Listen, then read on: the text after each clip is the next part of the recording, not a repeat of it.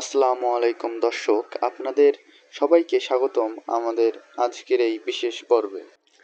আজ আমরা আলোচনা করব কোটা ব্যবস্থা সম্পর্কে। আরও জানব এর বিশ্বব্যাপী ইতিহাস, বাংলাদেশের কোটা ব্যবস্থার প্রেক্ষাপট এবং বর্তমান পরিস্থিতি। বোঝার চেষ্টা করব কোটা ব্যবস্থার ভালো মন্দ দিকগুলো। চলুন শুরু করা যাক। কোটা ব্যবস্থার পরিচিতি।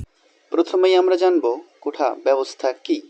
কোটা হচ্ছে একটি বিশেষ ব্যবস্থাপনা যার মাধ্যমে সরকার বা অন্য কোনো সংস্থা কিছু নির্দিষ্ট গোষ্ঠী বা শ্রেণীর মানুষের জন্য কিছু সুযোগ সুবিধা সংরক্ষণ করে।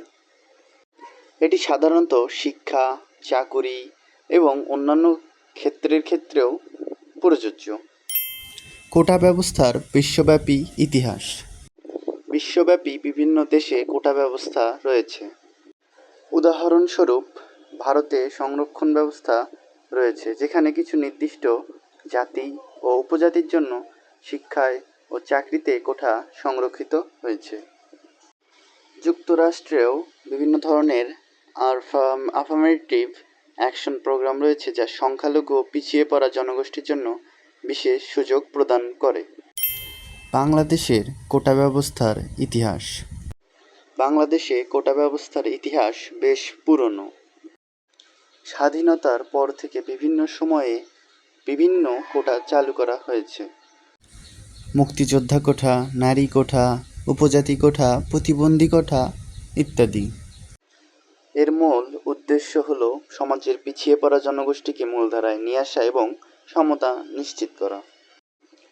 1972 সালে মুক্তিযোদ্ধা কোটা চালু হয় এবং ধীরে ধীরে অন্যান্য কোটা ব্যবস্থা চালু হয়। এই কোটা ব্যবস্থার ফলে সমাজের অনেক পিছিয়ে পড়া জনগোষ্ঠী উচ্চশিক্ষা ও চাকরির সুযোগ পেয়েছে। বাংলাদেশের বর্তমান পরিস্থিতি। বর্তমানে বাংলাদেশে কোটা ব্যবস্থা নিয়ে বিতর্ক রয়েছে। 2018 সালে দেশের শিক্ষার্থীরা কোটা ব্যবস্থা সংস্কারের দাবিতে ব্যাপক আন্দোলন শুরু করে। সরকারের প্রতিক্রিয়ায় কোটা ব্যবস্থা সংস্কার করা হয় এবং মেধাভিত্তিক নিয়োগ ও শিক্ষার ক্ষেত্রে পরিবর্তন আনা হয়। কোটা ব্যবস্থার ভালো দিক। কোটা ব্যবস্থা সমাজের পিছিয়ে পড়া জনগোষ্ঠীকে মূলধারায় নিয়ে আসার একটি কার্যকরী উপায়। এটি সামাজিক বৈষম্য দূর করতে সাহায্য করে এবং সমতা নিশ্চিত করে। যেমন মুক্তিযোদ্ধা কোটা, যা দেশের স্বাধীনতা সংগ্রামীদের পরিবারের সদস্যদের বিশেষ সুযোগ প্রদান করে। কোটা ব্যবস্থার মন্দ দিক। মেধাভিত্তিক নিয়োগ ও শিক্ষার ক্ষেত্রে কোটা ব্যবস্থা কিছুটা বাধা সৃষ্টি করে। অনেকের মতে কোটা ব্যবস্থার ফলে মেধাবীরা ন্যায্য সুযোগ থেকে বঞ্চিত হয় এবং এটি সমাজে বৈষম্য সৃষ্টি করে।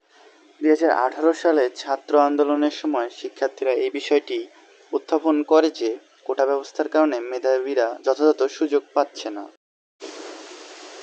বাংলাদেশে প্রথম ও দ্বিতীয় শ্রেণীর সরকারি চাকরিতে মুক্তিযোদ্ধা কোটা ব্যবস্থা পুনর্বহাল রাখার নির্দেশ দিয়েছে বাংলাদেশ হাইকোর্ট, যার পরিপ্রেক্ষিতে আবারও আন্দোলনে মুখর ঢাবি, জবি সহ বাংলাদেশের সকল শিক্ষা প্রতিষ্ঠান। কেউ আবার চাচ্ছেন কোটা বহাল রাখতে। আপনি কি চান জানিয়ে দিন কমেন্ট বক্সে।